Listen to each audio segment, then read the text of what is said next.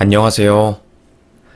제 인생에 이런 일이 벌어질 줄은 가히 상상도 못했기에 너무나도 충격적인 마음을 숨기고 이렇게 사연을 보내게 되었습니다. 아마 여기 나온 사연들 중에 제 사연이 손꼽힐 만한 역대급 사연이 되지 않을까 싶네요. 저는 아들이 한 명 있어요. 저는 택시기사를 하는 그냥 평범한 소시민이고 애엄마는 반찬가게에서 아르바이트로 일하고 있죠. 파트타임이에요. 사실 저희는 가방끈도 짧고 배운 것도 없어서 아들한테 해줄 수 있는 게 많이 없었어요. 아무래도 먹고 사는데 바빠서 아이를 제대로 케어해주지도 못했고, 게다가 돈도 없어서 다들 흔하게 보내는 학원도 한번 제대로 보내지 못했지요. 미안한 게 한두 개가 아니었습니다.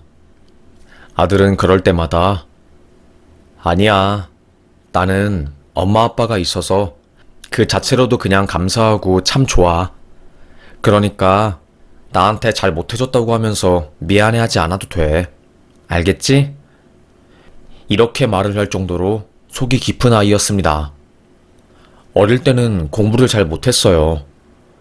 공부하는 것보다 방에서 혼자서 기타 치는 것을 더더욱 좋아하는 아이였고, 활발하고 부침성 있는 성격보다는 차분하게 남이 다가올 때까지 기다려주는 그런 순한 성격이었죠. 그래서 저는 아들이 걱정이 되기도 했습니다. 아무래도 남자들은 활발하고 부침성 있는 성격이 인기가 많고, 그렇지 않은 사람들은 소외되고 못난 사람 취급을 받는 게 현실이었으니까요. 그래도 저는 아들이 밖에 나가서 축구도 하고 농구도 하고 많은 사람들과 어울려서 놀았으면 하는 마음이 있었어요. 하지만 항상 아들은 고등학생이 되어서도 방에서 기타를 치거나 혹은 책을 읽었지요. 따로 공부를 한다거나 그런 거는 없었습니다. 그래서 성적도 항상 전교 하위권 아래에서 맴돌았어요. 성격도 조용한데 공부까지 못하니까 애들한테 은근히 무시받고 담임 선생님도 아들을 별 볼 일 없는 아이 취급을 하는 것 같더라고요. 그런데 그런 아들이 고등학교 3학년이 되자 정말 웃기고 신기하게 갑자기 공부를 하겠다고 선언한 겁니다. 저희 부부한테 뭐 해달라고 한 번도 한 적 없는 그 아이가 갑자기 저와 아내에게 엄마, 아빠, 나 공부할 거예요. 그러니까 참고서 사게 돈 좀 주세요, 엄마, 아빠. 저는 놀랐습니다. 그래도 애가 의욕이 있어서 뭔가를 한다고 하니까 기분은 좋더라고요. 있는 돈 없는 돈 다 쓸어 모아서 아이한테 주었지요. 잘하려고 하지 말고 꾸준히 하려고 해라. 알겠어요, 아빠. 뭔가 결심을 한 것인지 아이는 죽도록 공부를 열심히 하는 겁니다. 책상에 한 번 앉으면 일어날 줄을 몰랐어요. 진짜 미친 듯이 열기를 뿜으면서 공부하더라고요. 그래서 전교 300등 되었던 아들이 갑자기 전교 3등까지 올라가게 된 거였습니다. 학교에서는 저거 시험지 답안 훔친 거 아니냐고, 어떻게 저럴 수 있냐고 하면서 소위 쌩 난리가 난 거였어요. 와, 진짜 이건 아니었죠. 완전히 난리, 대박 난리가 났습니다. 담임쌤도 저희 부부에게 전화 왔죠. 10몇 년간 집에서 책만 읽다 보니까 애가 책 덕분에 습득하는 속도가 엄청나게 빨라진 거였지요. 그래서 그렇게 빨리 책을 읽고 문제집을 풀고 남들이 한 권 풀 때 아들은 3권씩 푸니까 금방 따라가고 성적 오르는 속도도 장난이 아니었던 거였죠. 그래서 아들은 현역으로 서울대에 입학하게 되었어요. 그 당시에는 학력고사를 봐서 갔는데 거의 전국에서 500등 안에 들었다고 하더라고요. 대단하지요. 제 아들이지만 너무나도 자랑스러웠습니다. 그래서 저는 한동안 택시에다가 아들의 대학교 합격 통지서를 붙이고 다녔어요. 얼마나 기분이 좋던지요. 손님들도 아드님이 좋은 대학교 입학하셔서 좋으시겠어요. 얼마나 자랑스러우시겠어요. 안 그래요? 그쵸. 아들한테 제대로 해준 것도 없는데 아들이 알아서 공부하니까 미안하면서 자랑스럽지요. 씩 웃었습니다. 아들은 대학을 가서 정말로 공부만 했어요. 저는 아들이 지금까지 열심히 공부하고 고생했으니까 학교 가서 연애도 좀 하고 행복하게 살았으면 좋겠었는데 그러지를 않더라고요. 아무래도 성격이 숫기가 없고 소극적이라서 여자한테 먼저 다가가지 않는 모양이더라고요. 좀 걱정이 되었어요. 아들은 레지던트를 하고 전문의 자격증을 딸 때까지 여자 한 명 데리고 오지를 않았지요. 애 엄마는 에휴, 이러다가 우리 진모 노총각 되는 거 아니야, 여보? 아무리 의사가 바쁘다고 해도 다른 애들은 잘만 연애하고 다니는 것 같은데 우리 진모는 왜 그러지를 못할까? 일을 어쩌면 좋나? 아내는 걱정했습니다.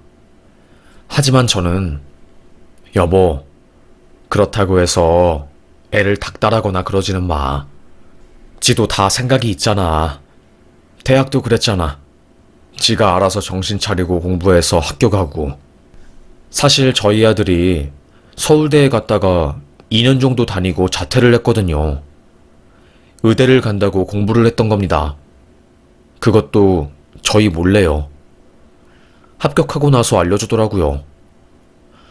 하여튼 저희 아들은 아무 생각 없이 사는 것 같더라도 다 은근히 속이 깊어가지고 자기만의 기준과 생각을 가지고 사는 아이였어요. 그래서 저는 아들이 여자친구를 만들지 않고 일에만 몰두할 때도 그거를 존중하고 기다려주었죠. 역시 저의 생각은 틀리지 않았어요. 아들 녀석은 얼마 지나지 않아서 결혼하고 싶은 여자가 생겼다면서 저희 부부에게 소개를 시켜주더라고요. 여자 얼굴을 보니 얼굴이 아주 하얗고 무쌍에다가 코도 높고 굉장히 미인이었습니다. 남자들이 좋아할 만한 얼굴이었어요. 수수하게 생겼지만 묘한 끌림이 있었고 아들이 왜 이 여자랑 결혼을 결심한지 알겠더라고요. 저는 아내한테 며느리 될 아이 인상이 너무너무 좋지 않아? 얼굴도 하얗고 웃을 때 정말 이쁘더라고. 아들이 이렇게 미인을 데리고 올 줄은 몰랐네. 그러게 아들 녀석 걱정 괜히 했네. 그런데 인상이 좋은 거는 모르겠더라고. 얼굴이 하얗고 순하게 생기긴 했는데 왠지 여우 느낌이 든다? 아유, 여보도 참 며느리 될 아이한테 여우 느낌이 뭐야. 그냥 말이 그렇다는 거지. 제 아내는 며느리 될 아이가 뭔가 여우 느낌이라고 했어요. 겉으로는 청아하고 맑아 보이지만 속으로 들어가면 마냥 그렇지만은 않을 것 같다고 하더라고요. 남자인 저는 아내의 그런 말이 이해가 안 되었고 알겠다고 하고 넘어갔습니다. 그렇게 아들은 며느리와 결혼하게 되었어요. 며느리의 부모님은 일찍 돌아가셨고 이모라는 사람이 부모님 좌석에 대신해서 앉아주었지요. 며느리는 처음에 저희와 인사했을 때는 낯도 가리고 부끄러워하고 쑥스러워했지만 시간이 흐르고 자주 왕래를 하다 보니 편하게 대하더라고요. 새침대기일 것만 같았는데 성격이 정말로 너무너무 좋더라고요. 아주 싹싹했습니다. 저와 아내 생일 때마다 빠짐없이 연락을 했어요. 어머님, 생신 너무너무 축하드려요. 어머님, 정말 태어나 주셔서 감사해요. 어머님 덕분에 제가 지금의 남편을 만날 수 있었던 거고, 그게 제 인생의 터닝포인트였어요. 어머님, 감사합니다. 말도 이쁘게 하는 며느리였습니다. 며느리를 안 좋아할 수가 없었지요. 저는 아들에게 너는 어디서 이렇게 착하고 참한 며느리를 데리고 왔냐? 나는 네가 연애도 안 하고 여자한테 관심 없어 보이길래 장가는 갈 수 있으려나 싶었는데 이렇게 괜찮은 여자를 데리고 오니까 내가 아주 기분이 싱글벙글 좋다 정말로. 아버지, 그러니까요. 저도 운이 좋았어요. 우연히 나가게 된 의료봉사 현장에서 아내를 우연히 만났거든요. 아내는 이제 일반인 신분으로 노인분들 봉사하러 온 거고, 거기서 같은 팀이 된 아내랑 이야기를 하다가 적극적이고 활발한 아내 성격이 저랑 너무너무 잘 맞아서 이렇게까지 오게 된 거였어요. 아버지도 아시겠지만 제 성격이 소극적이고 활발하지 못한 성격이잖아요. 그래서 저랑은 다른 성격에 끌리고 저보다 활발한 성격이 좋았는데 운명이었지요. 저랑 아내랑은요. 아들은 씩 웃더라고요. 도통 얼굴 표정에 변화가 없는 아들이 그렇게 웃는 모습을 보니까 안심이 되었습니다. 결혼하고 나서 정말로 행복해 보이는 모습이 너무나도 기쁘고 감사하더라고요. 사실 좋은 배우자를 만난다는 게 쉬운 일은 아니잖아요. 하여튼 그렇게 아들과 며느리는 행복한 생활을 보내고 있었습니다. 그때 며느리가 아이를 임신했어요. 아이고, 겹경사가 찾아온 거였죠. 며느리야, 정말 고맙다. 아이까지 임신하고 너무 고맙다. 네 덕분에 우리가 손주도 보게 생겼구나. 어머님, 아버님, 아니에요. 저도 간절히 바랐던 임신이었고 너무너무 행복해요. 며느리는 말도 이쁘게 했습니다. 며느리가 아이를 임신했을 당시 저희 아들이 외국 동료와 함께 같이 병원을 개업한 상황이었거든요. 그때 개업발로 병원에 손님들이 많았고 한 달에 몇 천씩 벌게 되면서 소위 대박 터진 상황이었어요. 그 상황에서 며느리가 아이를 임신한 거였고 저희 입장에서는 거의 겹경사였죠. 너무나도 축하할 상황이었던 겁니다. 참 감사하고 고마웠어요. 그렇게 아들과 며느리는 행복한 나날들만 지속될 줄 알았습니다. 그런데 아이를 낳고 손주가 어린이집에 갈 나이가 되었을 때 아들의 병원 앞에 정말로 큰 건강검진까지 가능한 큰 내과가 들어오면서 저희 아들 병원이 휘청이게 되었어요. 아무래도 그 병원이 규모도 더 크고 기기도 많으니까 사람들은 자연스럽게 그 병원으로 가게 되었지요. 그렇다 보니까 저희 아들도 점점 힘들어했고 적자까지 나게 된 상황이 온 겁니다. 한 달에 나가는 기기 리스비도 있고 월세 직원들 월급까지 하면 먹고 살 희망이 안 보이는 상황이었죠. 마이너스가 1,000만 원이었으니까요. 그 상황에서 동업자는 도망치고 말았죠. 자기는 못 버티겠다고 하면서요. 거기 계약할 때 제 아들 명의로만 계약을 한 거라서 아들은 고스란히 그 피해를 다 감당해야 했던 겁니다. 발도 못 빼고요.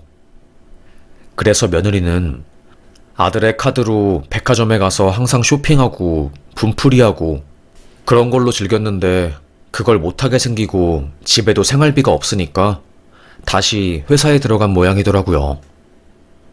아무래도 제 아내가 오후에만 반찬 가게에 아르바이트를 하러 나가니까 며느리는 애 엄마한테 아이를 맡기고 회사를 갔습니다. 한순간에 꽃길만 펼쳐질 줄 알았는데 아들 병원이 휘청이고 며느리도 힘들어하니 집안 분위기는 침울했지요. 저는 더욱더 택시기사 일을 열심히 했어요.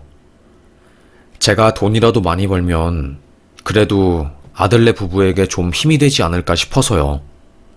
아들은 아빠, 걱정하지 마. 다시 환자들 올 거야. 그리고 나는 괜찮으니까 괜히 나 때문에 걱정하거나 힘들어하지 말고. 내가 무슨 말 하려고 하는지는 알겠지? 아들은 그런 힘든 상황에서도 힘든 내색을 하지 않고 제 걱정부터 하는 멋진 아들이었습니다.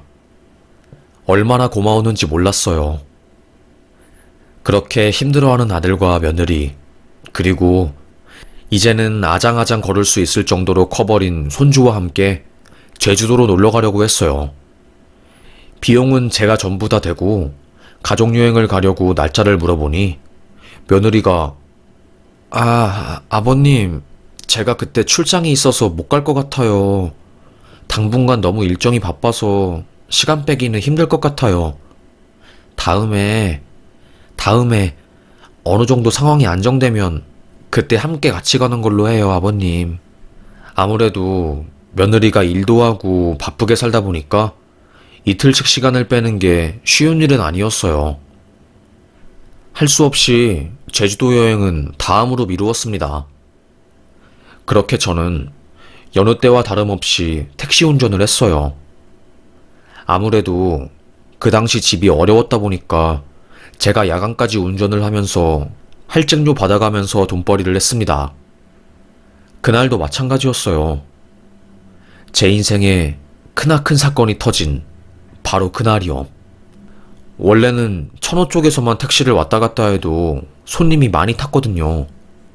그런데 이상하게 그날따라 손님이 안 타더라고요. 그래서 저는 결국 청담동 쪽으로 이동했습니다. 거기에는 밤일하는 사람들이 많아서 밤늦게 새벽에 가도 택시가 잘 잡혔거든요.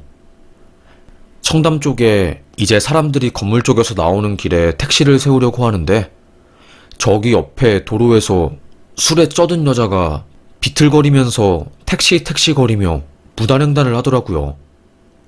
완전히 인사불성이 되기 직전이었습니다. 그 여자가 도로를 건너서 제 택시 문을 탁 열었어요. 그리고는 아저씨, 신라호텔 가주세요. 택시에 타자마자 창문을 내리고 토를 하더라고요.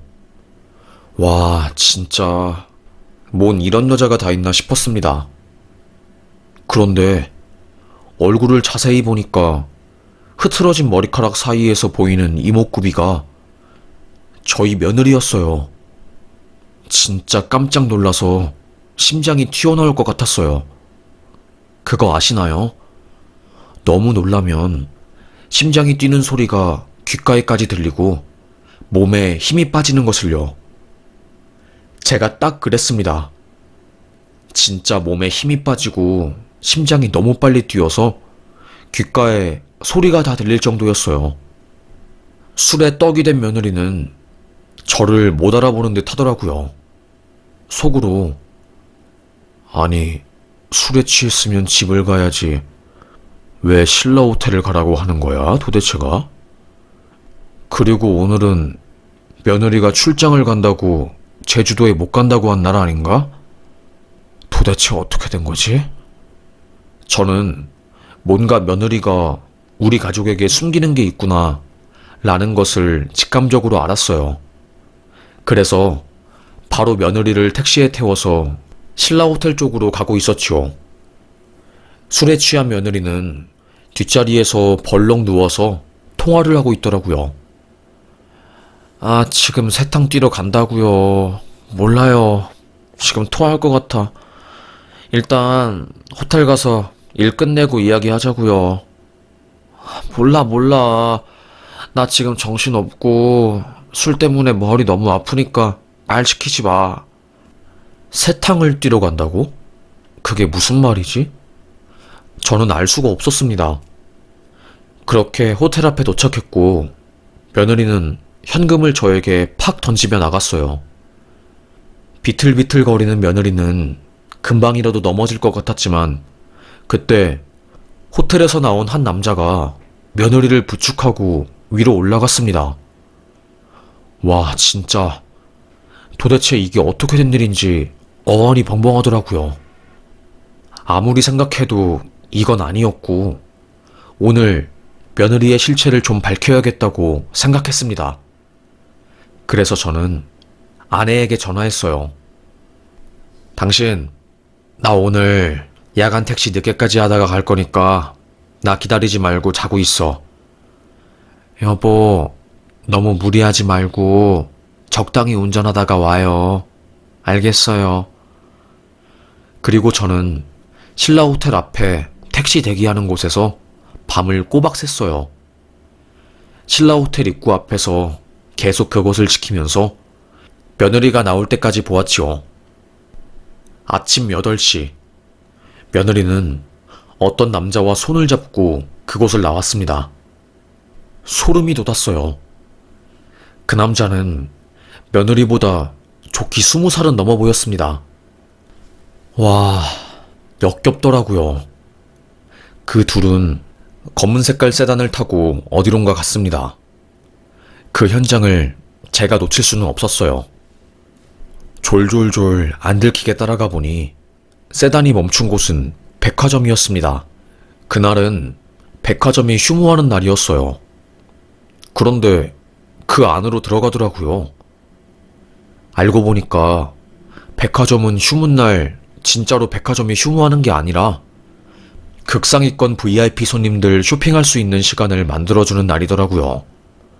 그 이상한 늙은 회장님처럼 생긴 노인네의 팔짱을 낀 며느리는 도도하게 그 안에 들어갔습니다. 그리고 1시간 정도 흘렀을까요? 손에는 가방 3개가 들려있더라고요. 그리고는 그 회장한테 90도로 고개 숙여서 인사하고 그 회장은 양복 안쪽에서 10만원 여러 장을 꺼내서 며느리에게 주더라고요. 그리고 헤어질 때는 며느리의 방댕이를 한번 꽉 잡고 헤어지는데 와, 진짜 그때 저는 인정할 수밖에 없었습니다. 며느리가 밤일을, 업소일을 하는 여자라는 것을요. 호화스럽고 사치스러운 거는 알고 있었어요. 아들이 병원일 잘 될 때만 해도 며느리가 한 달에 카드를 1,000만원 넘게 긁고 다녔으니까요. 그래도 뭐 사치 부리고 그러는 거는 자기네들이 행복하고 돈 써서 행복해질 수만 있다면 좋은 거니까 저희 부부가 터치를 하지 않았어요. 그럴 권리도 없었고요. 그런데 이번은 달랐습니다. 아들의 병원이 휘청이고 빚갚게 생겼으니 며느리는 사치를 부리면서 힐링하고 또 친구들에게 자랑하고 의사 아내라는 것을 내세워서 우월감을 느껴야 하는데 돈이 없으니까 결국에 더러운 일을 하게 된 거였죠. 저는 너무나도 고민이 심했습니다. 아들에게는 이미 자식이 있고 그리고 결혼해서 행복하게 잘 사는데 이 모든 것을 내가 그냥 덮고 지나가야 하는 걸까? 하면서 고민이 너무나도 컸어요.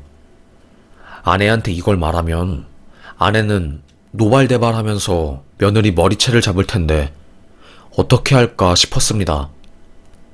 후들거리는 다리를 이끌고 겨우 집에 도착한 저는 침대에 누워서 하염없이 천장만 바라본 것 같아요.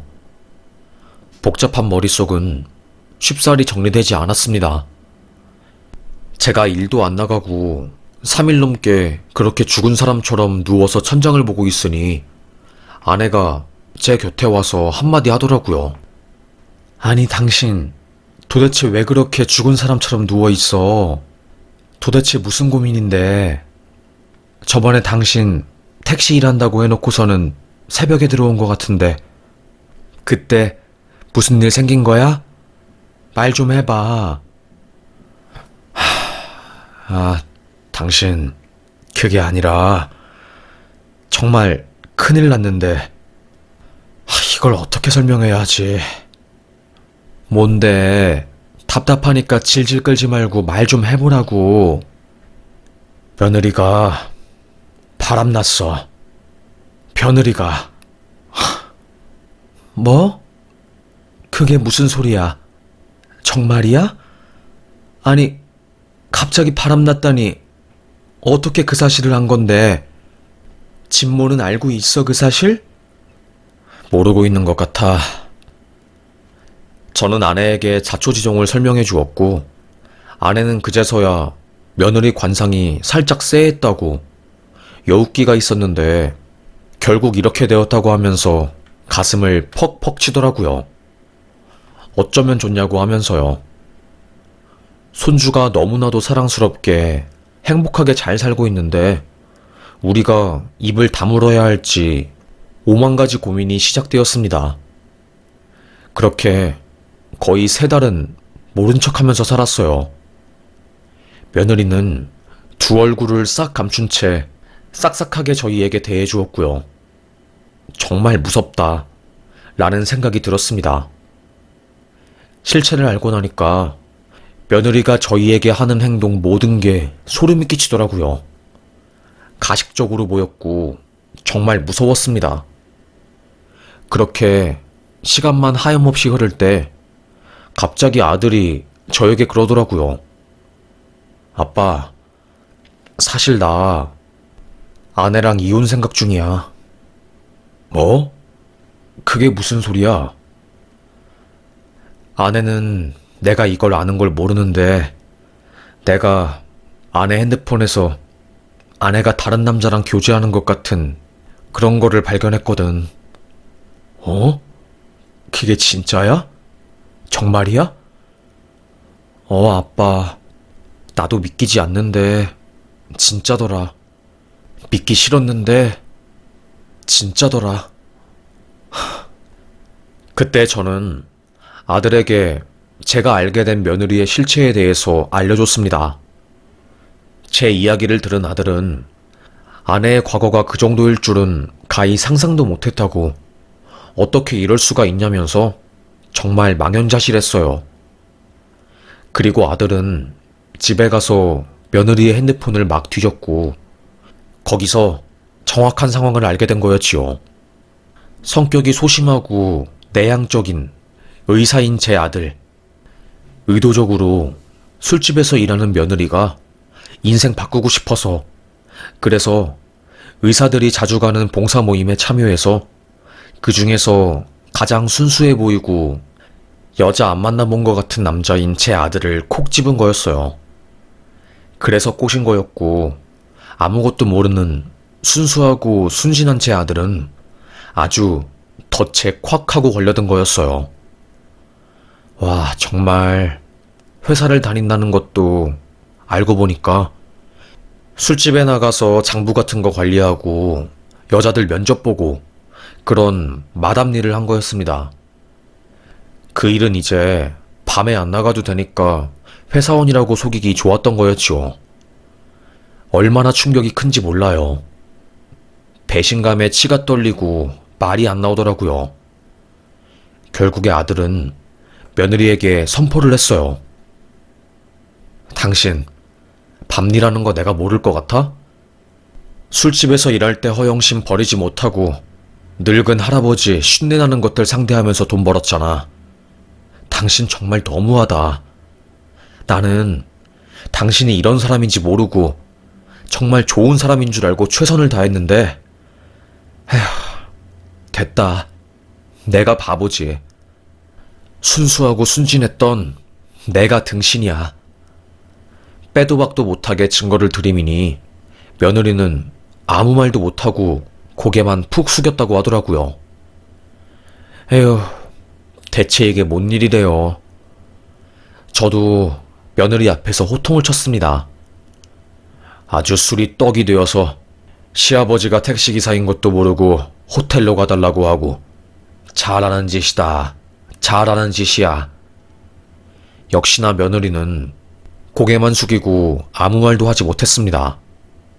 그렇게 아들은 며느리와 이혼을 했어요. 그리고 친자 검사를 한 결과 그 딸도 아들의 딸이 아니었어요. 다른 외간 남자의 딸이었던 겁니다. 그때 애엄마가 못 참고 며느리 머리끄댕이를 잡고 막 흔들고 부엌가위 가지고 와서 머리를 완전히 잔디밭으로 만들었어요. 어디서 굴러온 애가 우리 집안 분위기를 다 망치고 내 아들 인생도 초토화내냐고. 가만히 못 참겠다고. 난리가 난 거였죠. 며느리의 긴 생머리는 싹둑 잘렸고 그렇게 물씬 얻어터졌습니다. 그때 제 아들이 내 피는 안 섞였지만 키운 종은 무시 못하는 것 같다고 그렇게 딸내미를 자기 딸로 받아들였어요. 며느리는 이혼하고 나서 맨날 담배 피우고 술 마시고 술집 다녀서 도저히 양육을 할 수 없는 상황이었고요. 그래서 아들이 손녀를 품은 거였어요. 저도 저희 아들의 딸이 아니란 것을 알고 솔직히 손녀가 미웠지만 그래도 돌본 정이 있으니 정을 쉽게 떼지는 못하겠더라고요. 어쩌겠어요. 이렇게 할아버지와 손녀로 만나게 된 것도 인연이고 다 뜻이 있어서 만난 것이니 저는 그 아이를 제 손녀, 친손녀로 받아들이기로 했습니다. 아내는 알아 누웠지만 그래도 금방 일어나서 사실을 받아들이고 극복하려고 했고요. 쉬운 일은 아니었어요. 정말로요.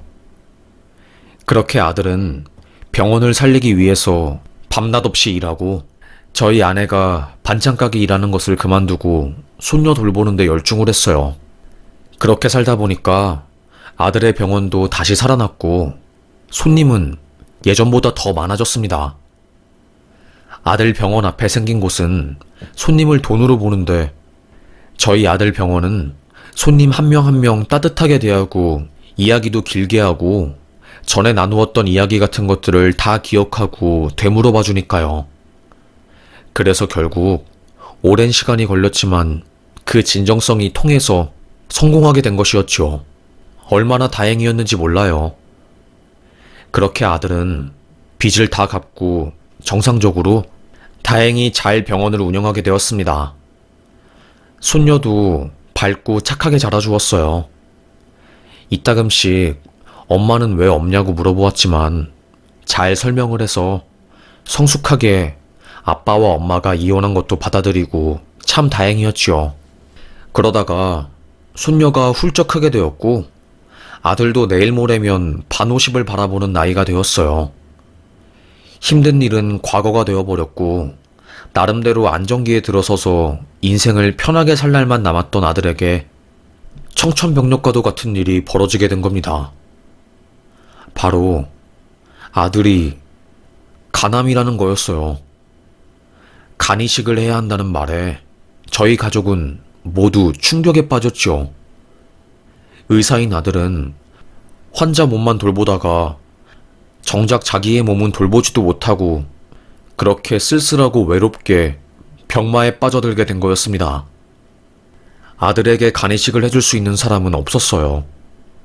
저는 예전에 큰 수술로 인해서 간을 떼어줄 수 있는 상황이 아니었고 저희 아내도 검사 결과 이식해주지 못하는 상황이라고 해서 멘붕이었죠.